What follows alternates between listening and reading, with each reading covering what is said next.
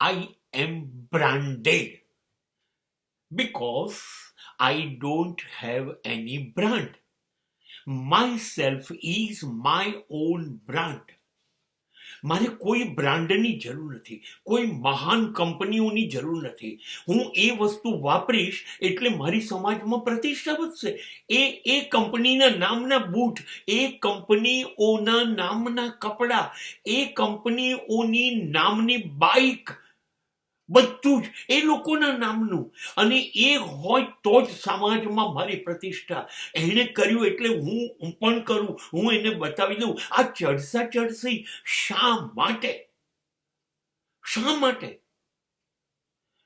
એ pant, એ shirt, એ mobile, એ shoes, એ જ કામ કરવાના છે જે સાદા કરવાના છે.